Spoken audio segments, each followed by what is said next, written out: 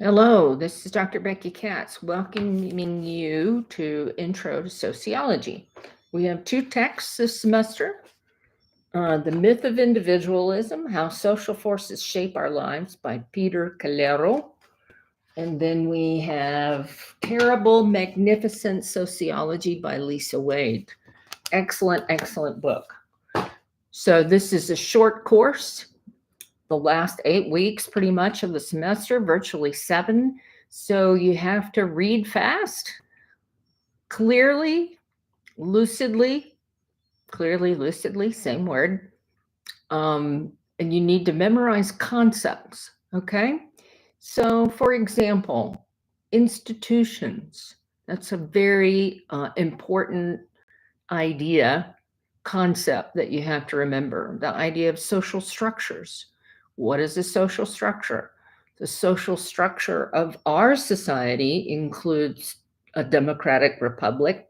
We have this system that's a democratic republic. We have a system that is post-capitalism, i.e., profit motive, at least to people who are owning small or large businesses or corporations. Of course, I like to earn income too, so I have a profit motive on an individual level, which we also call micro. More macro level are these large institutions, Congress, the executive branch, the Supreme Court. Those are examples, as well as educational institutions, K through 12 and college level, like you're enrolled in. So it's real important to understand those key ideas. Culture is another one. Ideology, a set of beliefs that belong to particular cultures. For example, in our culture, in this society, we also have subcultures, indigenous subcultures, tribal subcultures, arguably Latino, Latina, or Hispanic families that follow traditions that come down from generations, just as indigenous families and cultures have specific traditions in their tribe.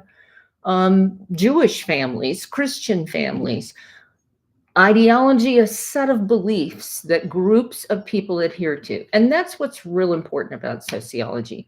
It's about groups. It's real easy to end up mixing up individual level things with group level things. Institutions consist of groups. Yes, there are individual members, but if you've been an individual member of a large institution, think about how much power you may have not had. That's why institutions control access to resources, opportunities. That's why it's often called an opportunity structure. So I'm getting way ahead of myself, but it's real important that you don't mix up psychology with sociology. Sociology studies groups and institutions and social structures, cultural ideologies, the ideology of masculinity, the ideology of femininity, and that there are different types of femininities and masculinities that we perform.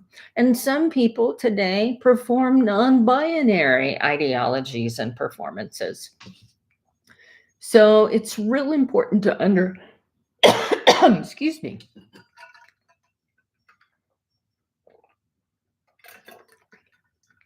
to understand these constructs. C. Wright Mills, a famous sociologist, called the sociological imagination one of the key ideas or key social constructs or key construct in understanding sociology. Being able to use your imagination and almost create in your mind this idea of how institutions function separately from individuals, to understand that there are powers greater than us that we have little access to get in, to manage, to control, but that makes them no less real, right? Can you imagine, for example, being a congressman or woman or congressperson serving on a committee, trying to get a committee to make a decision to do something? I've served on committees in academia. not in politics, but in academic politics. It's very difficult to get a committee of 6 to 10 people to agree about anything. So to get a bill written, for example, in Congress, then get it to the larger body to be read, and it has to be read a number of times, and then people can make amendments. It's shocking sometimes that anything gets done, especially given the current state of affairs of partisanship, i.e., Democrats who don't like Republicans and vice versa. That we get laws passed at all is sometimes hard to wrap your head around. So the sociological imagination helps us to understand how difficult it is for institutions to act, how difficult it is for other groups of people to influence those institutions. The civil rights movement, the Indian rights movement, the women's rights movement, all those movements, collectives of people, groups of people, was what helped change laws. Civil rights law, the Women's Voting Act, that allowed women to vote at the 1919, I believe, or 1920. I always get those mixed up. The 19th Amendment, the 1920, I believe it was, that women got the right to vote. 1964, when the Civil Rights Act and all the old Southern laws that prohibited African Americans and in many places Latino and American Indians from voting disintegrated with the passage of that law, like the grandfather clause. If your grandfather wasn't able to vote, then you can't. The literacy clause. If you can't write or read, you can't vote. Things like that really prohibited people of color from voting. But those movements changed the law. They pressured institutions. Social movements pressured institutions. That's the sociological imagination in action. So you're going to read several chapters a week, get through it as quickly as you can, highlight terms. You can use your books and your notes on these weekly exams. The first several weeks, you have exams of 20 questions, all multiple choice, what we call objective, true, false, multiple choice. I don't care if you use your book, but you're limited in time. I believe I've only given you an hour. So you have to move quickly. You don't have a chance to look up every term or every construct. So study beforehand. And if you need to write little mnemonics down on some index cards to help you remember certain terms, then do so. So the first several weeks, at the end of the week, due by Sunday night at midnight, Mountain Time, you have to have completed that exam. Now, if you have a medical emergency or a family emergency that prohibits you from getting something done, please communicate with me. My phone number is 859, it's on the syllabus, 771-6636. You can also email me, rkatz1@cnm.edu. There's no paper at the end of the semester, only a final exam. It will be cumulative, that is, it will cover the entire readings and films. You do have to watch at least one film. I try not to give you more than an hour's worth, of films to watch. So it may be 2 short films or 1 longer film. So make sure you watch the video. They are on the tests. The last several weeks, you'll be writing short discussion boards. Now let me remind myself real quickly of how long those are. Not long. It's not like an essay or anything. I think the first one starts week 4. Let me take a look at that discussion board. Here we go. Let's see. You have to write at least 6 sentences and no longer. So you have to be clear, but brief. So brevity and clarity.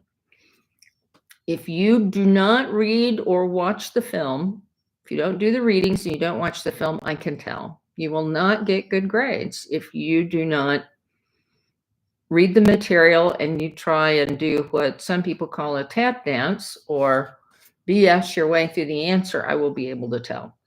So you have to write at least 6 sentences, no longer. 1 additional sentence will include critical feedback to 1 peer about what they wrote.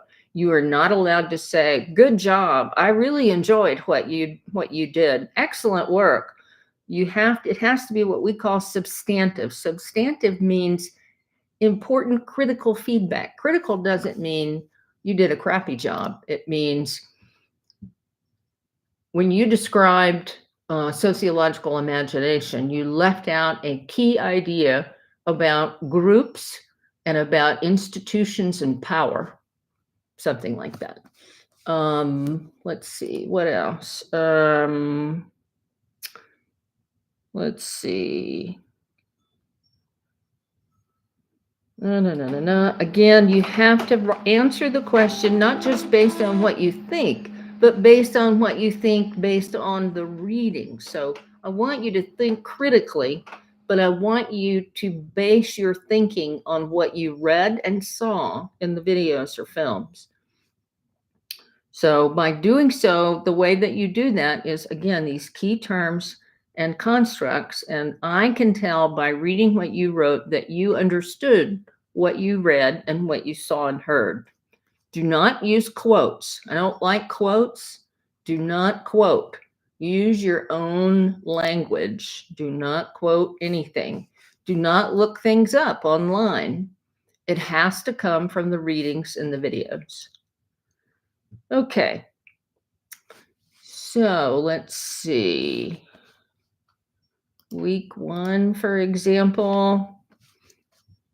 Everything's on the syllabus and on Brightspace.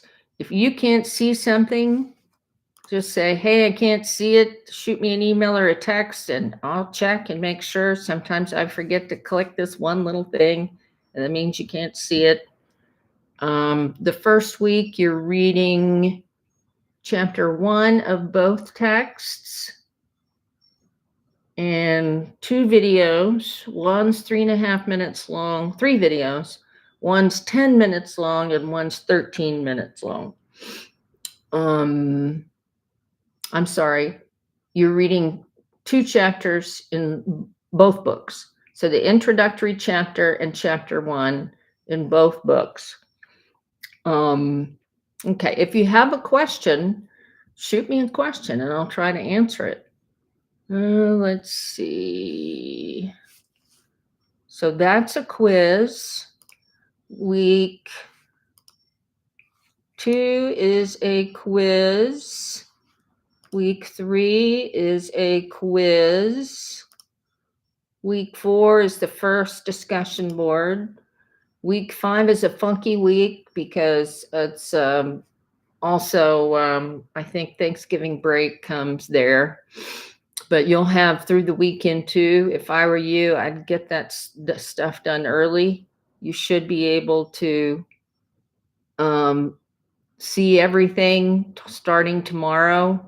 You may have already been on here. I've noticed some people have been on here. Then week 6, we have another discussion board, and week 7, that's it. It's the final. So you don't have a whole lot of time. So make time to study. I know some of you are working, some of you have family responsibilities. Give yourself a couple of hours a day. And if that doesn't work, give yourself time when the kids have gone to bed, an hour or 2 in the evening, or an hour. If you've got other classes, 1 hour for this class. I know it's tough to work full time and go to school. I've been there, but you have to structure your time well. If time management skills aren't your thing, now's the time to improve it. I look forward to working with you all. I don't plan on giving lectures. If you have questions about key concepts you don't understand, it's your responsibility to ask me about it. Again, if you have a family health emergency or a personal health emergency or some other crisis, please let me know so I can help you be successful in the course. Take care and good luck to you all. Oh, if you have a little question about me, I've been teaching for 32 years. Started out as an adjunct at a university in Oklahoma. While I was working on my doctorate in 1992. Finished my doctorate in 1995, went to teach at a small liberal arts university in Moorhead, Kentucky, called Moorhead State, Kentucky. They have a fabulous bowling team. I think their cheerleaders have won numerous awards, as well as the bowling team. Sometimes the basketball team does pretty well. Taught there for 23 years, moved to New Mexico 3 years ago in November, and started teaching fall 2023. Is that right? Yeah, fall 2023 for the community college. I love sociology. I hope you fall in love with it too. I'm a published scholar. I've written about 20 publications over the years, mostly criminology, but also sociology. We'll talk about extra credit a little bit later if people start to suffer. So I wish you luck and take care of yourselves.